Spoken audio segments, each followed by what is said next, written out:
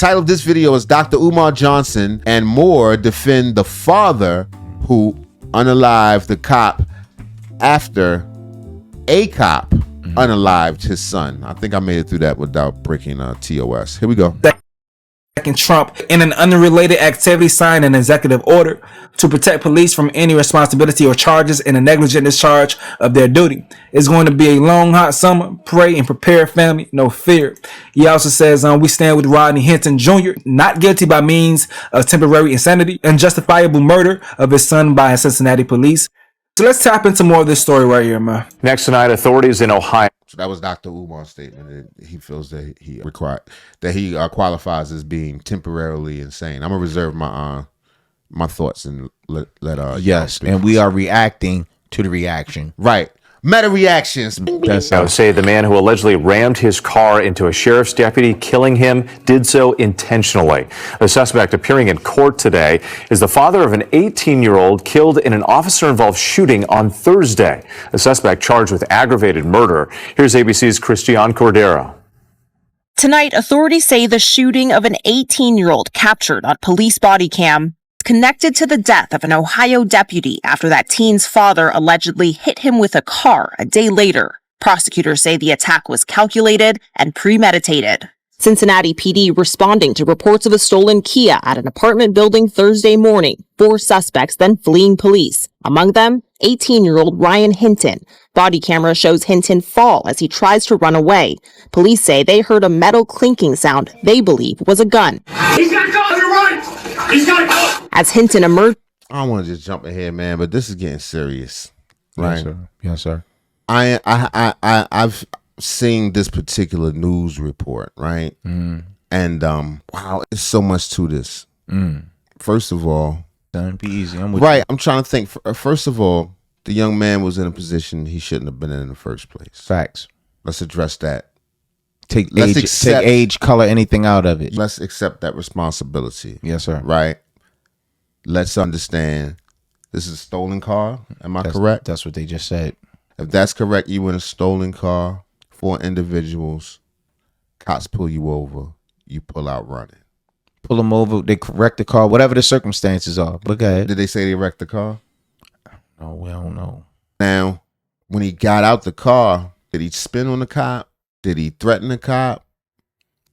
They was running. And from my understanding, cops are not supposed to be able to shoot you in the back.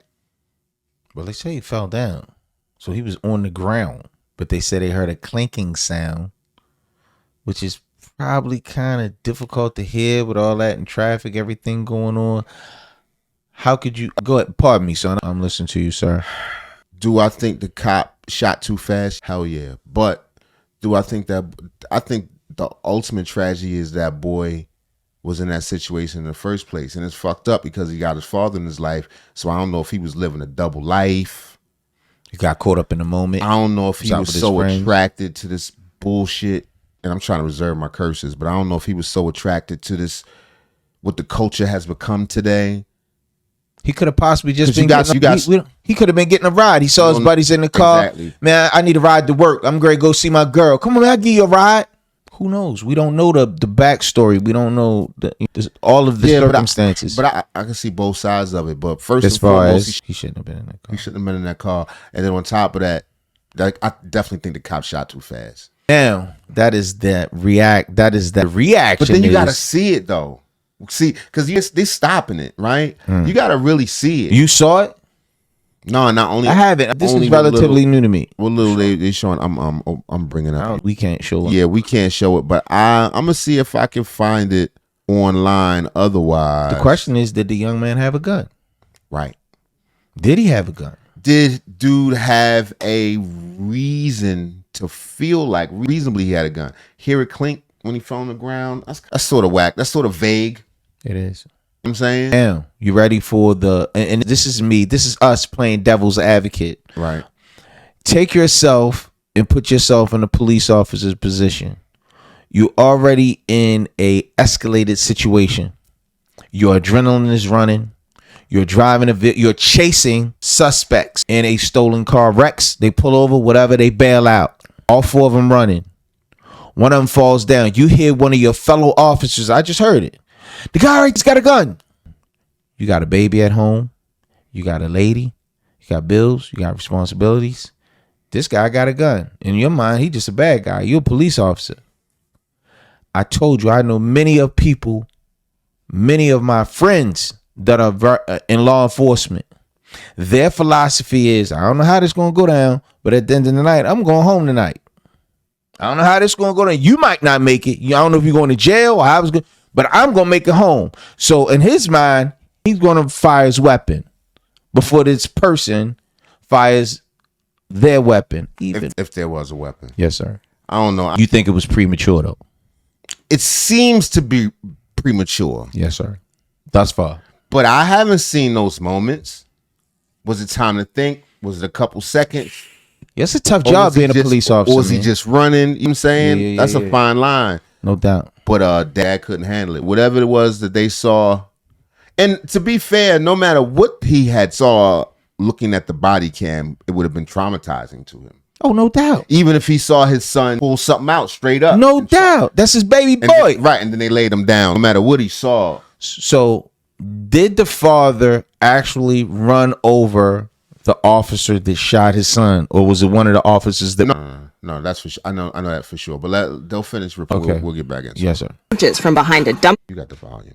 Authorities say another officer firing 4 or 5 shots.